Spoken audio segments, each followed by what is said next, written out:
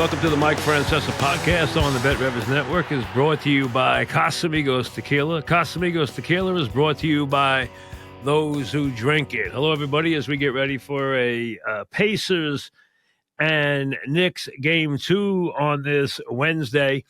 The Knicks get another bad break as they lose Robinson for the season. Now he's gone, so Bogdanovich is gone. And now Robinson's gone. So they are down to 7 healthy bodies. He will not be back. Stress fracture in the ankle. So they are down to, as we said, 7 bodies. And Tibbs is going to have to stretch the rotation. At least to Burks, he's going to have to stretch the rotation. He's going to have no choice. I know he doesn't want to, but he will. And these are tough losses. They really are, because Indiana's deep, and playing with just 7 players, which is what they're in essence going to do for most of the game, if not all of the game, is a very, very tall order. So the Knicks are up a game. They obviously have the wherewithal to win this series, but the loss of Robinson, the loss of Bogdanovich is going to hamper them, if not in this round, then it will hamper them in this round. Will hamper them greatly in the next round. But let's get through this round first as we get ready for Game 2 this evening, with that news that they are down to what would be 7 players that they expect to play. Like I said, I would think he's going to stretch the rotation to 8 with Burks. I don't know if it'll go past there. It probably won't. Achua is going to get a lot of minutes.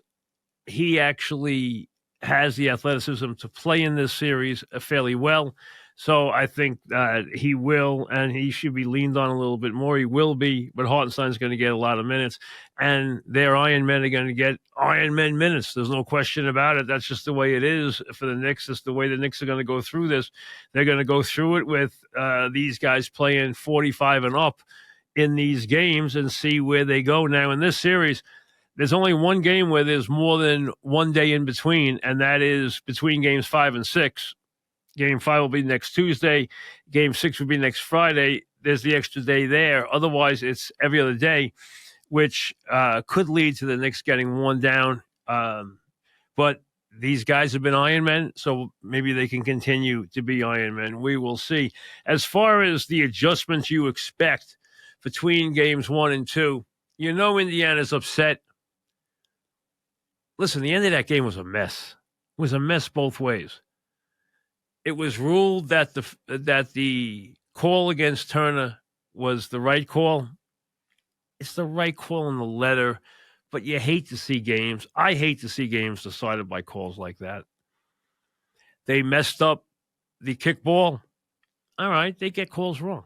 We know that. So the Knicks got a break there. Indiana got screwed there. Indiana doesn't like the Turner call either, but that one was ruled to be the right call in the letter of the law. And the Knicks have got to be better late in the game at handling the basketball. That has been a problem for them in the playoffs, and they have got to be very careful with that. It was a problem for Philly too, but it's been a problem for the Knicks, and Indiana's going to keep pressing them and giving them trouble with that, and they have got to handle the ball better late in these games, because that actually led to the Knicks falling into trouble. They could have been in more command if they had just taken care of the basketball in the last minute and a half. They did not take care of the basketball at all in the last minute and a half. They have to do better. The Knicks, what I would look for them to do is I would look for them to simplify their defense. I would like to see less switching. Half court, slow it down whenever possible. Only run when the opportunity. Listen, Hart, when he gets the ball, is going to go. You have a break, take it. Unless you have a bona fide break with Dante, with Hart, with Brunson, slow it down. Make it a half-court game as much as humanly possible. And let's play defense, simplify it, play your man, slow it down, and just play good, solid defense. All right. I would like to see them put the big, especially Achua, on Siakam, put one of the other guys, either Hart or OG, on Turner and play him that way. Play Turner with a smaller player. He's not going to come inside that much. He's going to want to play the pick and pop game more. He'll roll to the basket once in a while, but Siakam wants to come in and post up. Play him with a bigger player. I expect Indiana to go to more doubles against Brunson and also try to play him with a bigger player. They got so much out of their bench the other day, and they were so comfortable with any part of their rotation. Now, clearly, their very classy point guard is hurting, but his backup is causing all kinds of havoc anyway. He's got a back spasms. We know that. He felt he was the reason they lost game one. He didn't have a big game, but we'll see how healthy he is going forward here. He can be a problem, but he can't be much more of a problem than his backup was, who had 18 points in 21 minutes and just was ferocious going to the basket. All right. Turner hurt the Knicks. He's hurt the Knicks all year. He will hurt the Knicks in the pick and pop. He will hurt them in the pick and roll. I mean, that's just the way it is. The Knicks have got to, I think, simplify things defensively and just be tenacious, play your man, and do it that way. They did a nice job of moving the basketball. They did a great job of passing the basketball. They did not turn the basketball over a lot. All right, they're a good offensive team. They're a bad defensive team. You take advantage of their problems defensively. The one thing they did was they did a decent job negating the Knicks' strength on the boards. You got to give them credit for that. They really did. The Knicks didn't kill them on the backboards. Knicks have got to do a better job on that offensive glass than they did in this game. And they have to do a better job defensively because Indiana got way, way too many easy baskets in this game. And I do think they need, whenever possible, to slow the tempo of this game. Indiana's going to want to push it. They're going to play their guys. They're not going to have anybody probably play 40 minutes.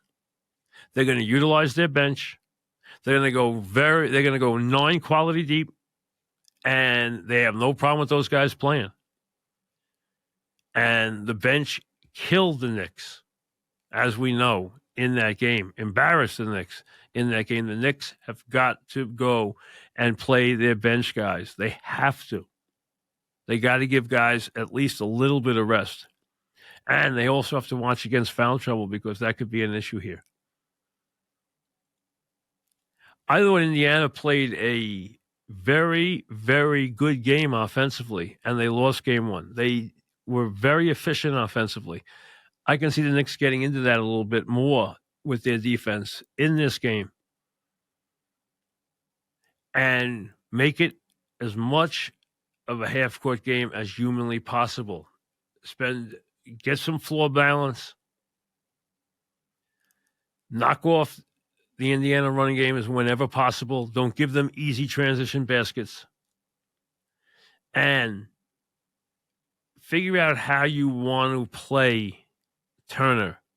They were very confused on how they wanted to play Turner. See how you want to play them and play him in that pick and pop and pick and roll game, because that really hurt the Knicks a lot in that game.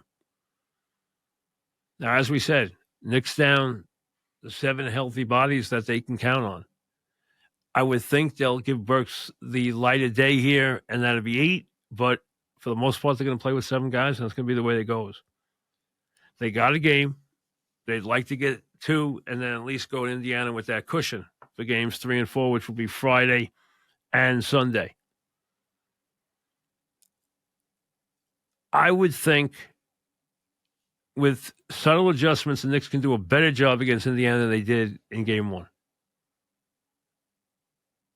And I think Indiana gets a check mark for being really good offensively. They get a check mark because they got a great performance out of their bench.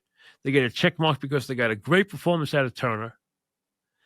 they get a check mark because they negated the Knicks' rebounding strength, and they still lost the game. See, I think they did almost everything right, and they lost the game. That's the negative for Indiana. Now, they can moan and groan about what happened in the in the calls, and they didn't like to turn a call, and they didn't like the fact they screwed up a, kickball. Well, hey, they can always screw up a kickball. They can always get. We know in the Philly series, they got how many calls did they get wrong? Every time the 2-minute thing came out, it was correcting something. So we know that can happen. But you see, I look at game one like Indiana did a lot of things really right, and they still lost. That's a positive for the Knicks. And they have got to cool Brunson's heels. They can't give him in the 40s every game. They can give him 30. They can't give him 45. They can't let him get to the line and get 14 for 14. So I think they loved everything they did. They got their guys in early. They utilized their depth. They executed their offense. They passed the ball well. They didn't turn it over. They negated the rebounding strength. They got easy baskets. They got a lot out of Turner. They got a great performance out of their bench, and they still lost. To me, that's a negative going into the game, too.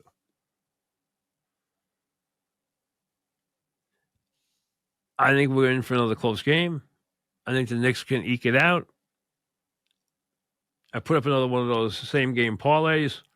The same guys, Dante, Hart, OG. I didn't use Brunson this time because it's too, I don't want to use him every time. So I didn't use him in this one. But there's one up there, so check it out. And also, let me remind you, since we're talking about that and about the NBA games tonight and everything else, NBA playoffs first basket bet and get. Think you know who's going to set the tone for tonight's playoff game? Well, make the bet at BetRivers, and you'll pick up an extra bonus with the first bucket bet and get. Place a wager on who will make the first basket of any NBA game. Well, tonight that would be the Knicks game. And when you do, BetRivers will give you a profit boost to use on another bet. So see the BetRivers app for full details on the first bucket bet and get promotion that they're running right now, okay? So check it out on the BetRivers app where you can find everything you need for your gambling wants and needs. Now, a couple other things in the NBA. Number one, Celtics winning last night the way you expect they would. That'll be an easy series against Cleveland. Even though Tatum's been in the shooting slump, Brown hasn't been in one. White sure hasn't been in one with his 3-point display last night. And like I said, that's going to be a very soft series, very easy series for the Celtics. As I told you about the Oklahoma City series, if Luka is not healthy, they're gonna win. And watching Luka, I don't think he's healthy. I know he's got a bad knee, but he looks bad. He's turning the ball over. He looks a little out of shape. His knee doesn't look good. He doesn't make any threes. He doesn't look like himself. And if that's the case, Oklahoma City's going to win that series. That leaves Denver, which Minnesota has stunned everybody with what they've done to Denver. And I'll be fascinated by Game 3 Friday night. We've given Jokic all the praise which he deserves. But with that comes some responsibility. Not to bail out on the game as he did in Game 2. So if Jokic and Murray at all want to defend their crown, they still can turn this series around, even though they lost the first 2 games at home. They can win anywhere if they play their game. Do they have their game in them, or are they going quietly into the night?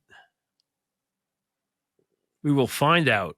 They're not coming from 3-0 down. So there's now or never Friday night in Minnesota, where that will be a raucous setting for the T-Wolves, who are really shocking the world right now by winning the first 2 games in Denver. Is Denver done? We'll find out Friday night. I expect to see some life from the champs. Let's see if we do. Let's see where that takes us. The Rangers now lead 2-0. When I had Micheletti on when he previewed the series, he talked about the edge and the goaltender. Now, I thought last night both goaltenders played well. They both made plenty of big stops. Both had their moments. The difference, though, is the Ranger goalie's obviously a little better. And the special teams. I mean, first of all, both teams have taken a lot of stupid penalties. Okay. Rangers have taken some bad penalties. Carolina's taken some ridiculous penalties, especially after gaining power plays and then having them negated 2 seconds, 5 seconds, 10 seconds later. But the Carolina power play has done nothing against the Rangers.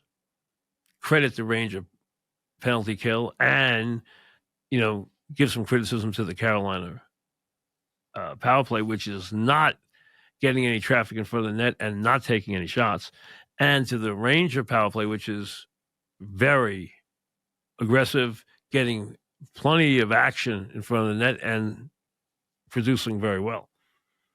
So kudos to the Rangers, who now lead 2-0 in that series. Now, we all expect Carolina to come flying back. Let's see if they do. Both games were very contentious in New York, so I would expect the same thing in Carolina. We'll see what happens. But the Rangers are off to a 2-0 start there. We talked about Alonso and his slump, and he got a day off. And then last night he broke out in St. Louis with a double and a homer.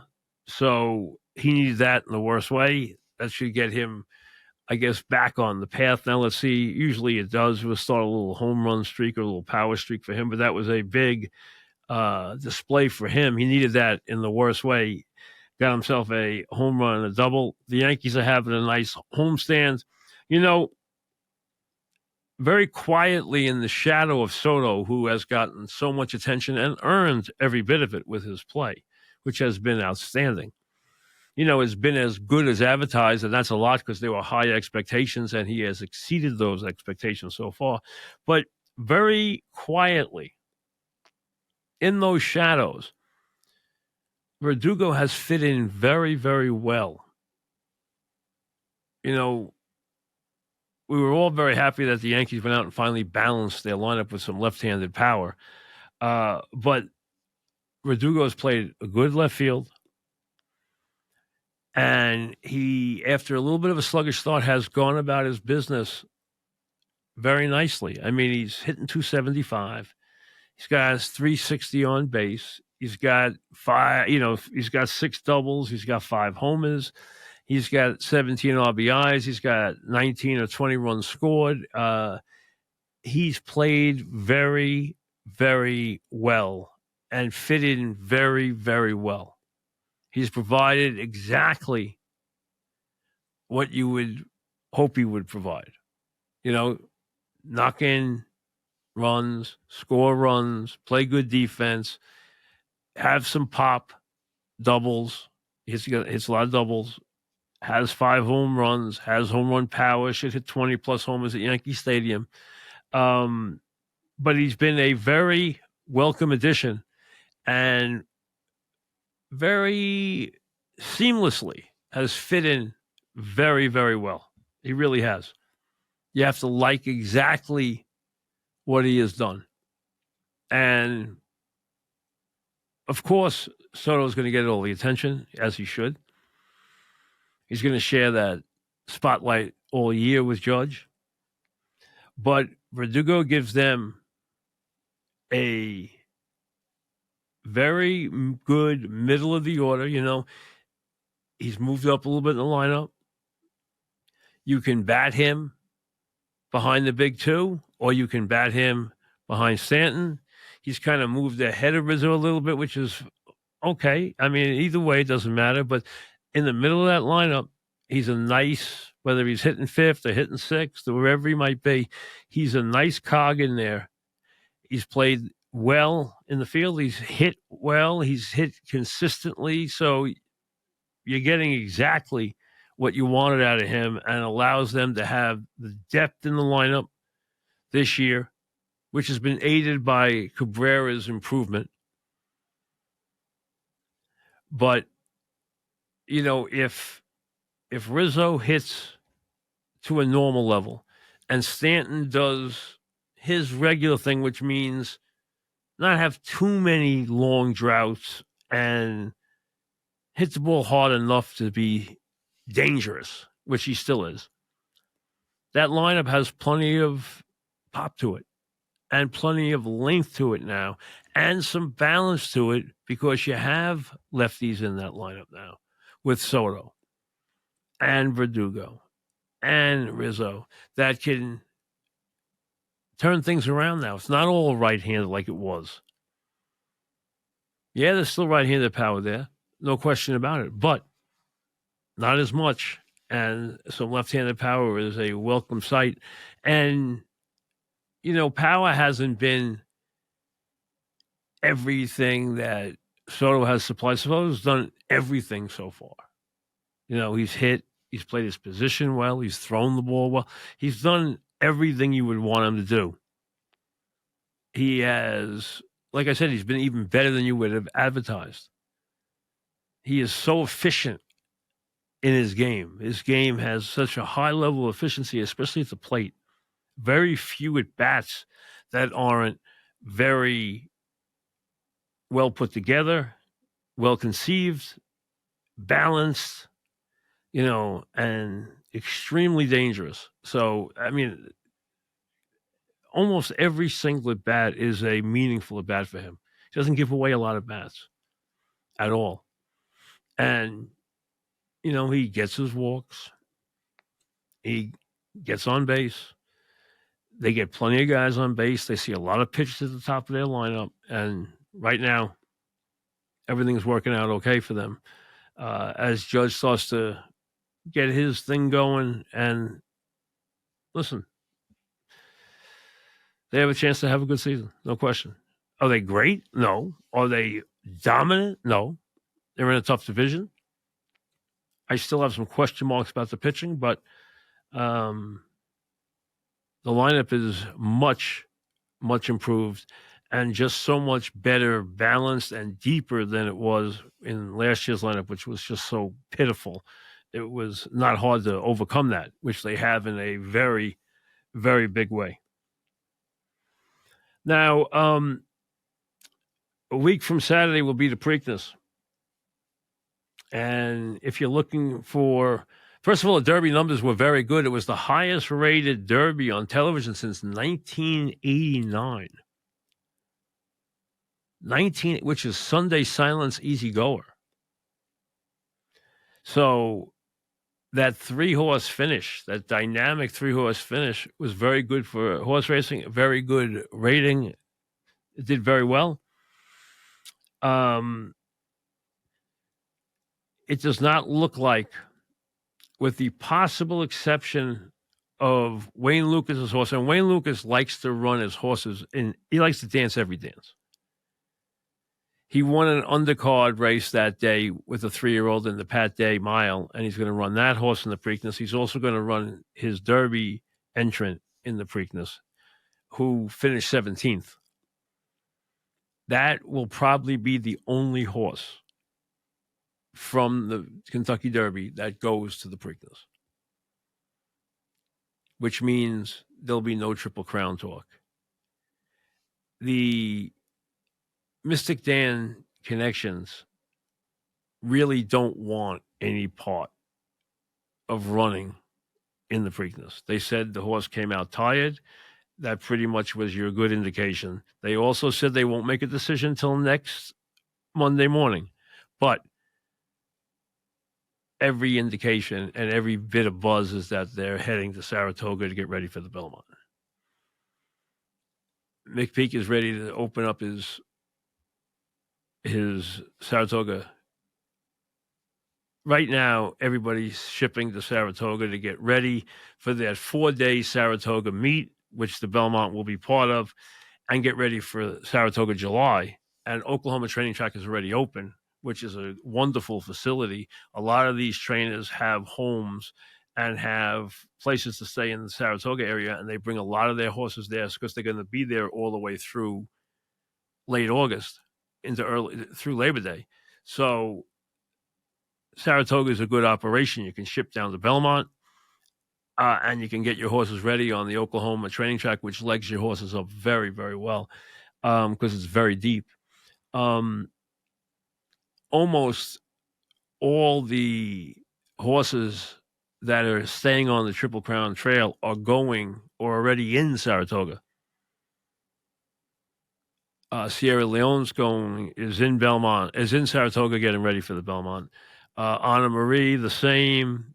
2 or 3 West Saratoga, the same. 2 or 3 others, the same. The Japanese horses went home. We are not going to most likely have the Derby winner, which is what everybody wants in the Preakness because that keeps the Triple Crown alive.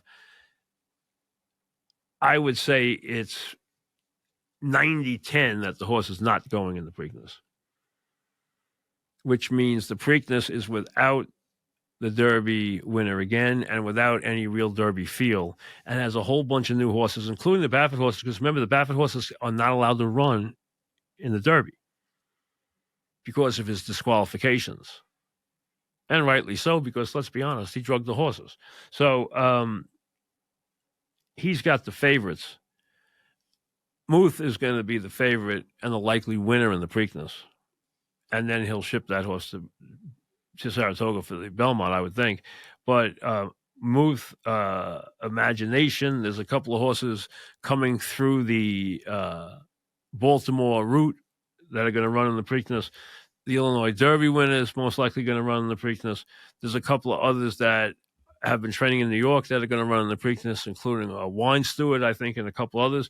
There'll probably be a field of 8 or 9, but there will be no Derby field except for Wayne Lucas's horse, which finished 17th, and no Triple Crown talk. And this, to me, will be the final straw. And that, coupled with the fact for the next 2 years that the Belmont will be run at 1.25 miles instead of 1.5 miles.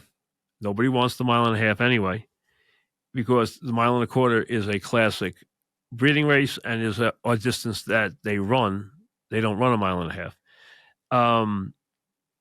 We are right now at that point, that tipping point, where the Triple Crown, and I'm sad about this, but I understand the handwriting's on the wall. The Triple Crown, as we know it, will end. I would not be surprised if it ends by next year. I would be really shocked if it's not completely done within 2 years. The only question left, the Belmont will be conducted now and forever, I believe, at 1.25 miles, which is what they've wanted. And then the other thing is they want to space out the 3 races. The only question is, what is a fair amount of time? I think you're looking at either 4 or 5 weeks between the races. So right now you have 2 weeks to the Preakness and 3 weeks to the Belmont. You will have 4 to 5 weeks to the Preakness and probably 4 to 6 weeks to the Belmont. So your first Saturday in May will be the Kentucky Derby. Sometime in June, mid-June, will be the Preakness, and then the Belmont will be run, probably will be the closing event in the future at Belmont Park before they go to Saratoga. Sometime, I would think, around the 4th of July or a couple of days later. So I could see first Saturday in June, second Saturday. I can see first Saturday in June, first Saturday in May, first Saturday in June, first Saturday in July. That could be the prescription, or it could be even a little longer than that. I think we're headed towards this. There is no Triple Crown anymore anyway. Nobody wants to run 2 weeks later. They don't want to do it. They don't believe in it. They don't ever practice it. And now they don't want to do it anymore. And they're not doing it anyway. The only horse that's even considering it is the horse that's trying to win a Triple Crown because of what it would mean if you win the Triple Crown. There's great riches and breeding rights and everything else there if you can win the Triple Crown, but they're not going to ask these horses to do it anymore. Plus, they're not going to ask the horse to run a mile and a half anymore because they don't want to.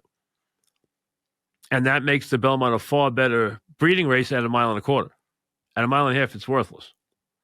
So I think this year will be the final death knell to the old Triple Crown. Unfortunately, you want to say it had to happen? The game has changed that much, just like all sports change. Football's not played the way it was in 1960. Baseball's not played the way it was in 1960. Hockey's not played the way it was in 1960. Basketball's not played the way it was in 1960.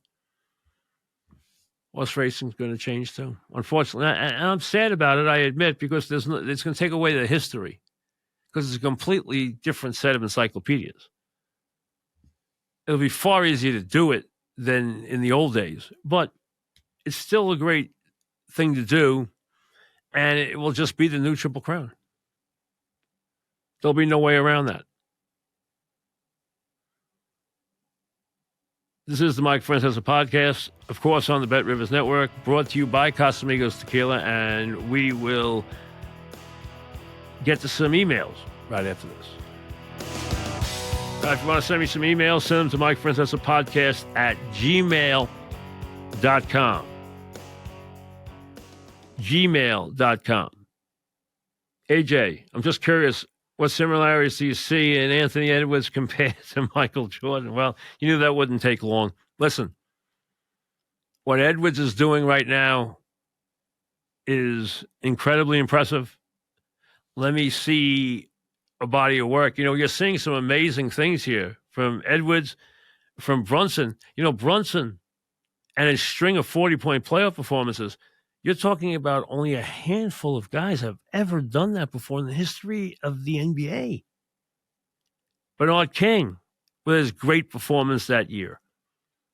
Jordan, of course. Jerry West. These are legendary names. And now you're putting Brunson in there too. So you're seeing some amazing things from Anthony Edwards and from, especially from Brunson. Beto. Why does Lindor switch hit when he's much better from the right side? This has been brought up many times about many switch hitters. Most switch hitters were better hitters right-handed. Now, there were a few who were better from the left side and much better home run hitters from the left side. But most of them were, Bernie was much more powerful from the right side than the left side. I mean, he hit home runs left-handed, but he was much more powerful from the right side, and he was a better hitter. Mantle was always a better hitter from the right side. Most guys are. When you're brought up as a switch hitter, it's very hard to change because, you're used to facing right-handed pitches as a left-handed hitter versus a right-handed hitter. It's a whole different ball game. It's not easy to give up.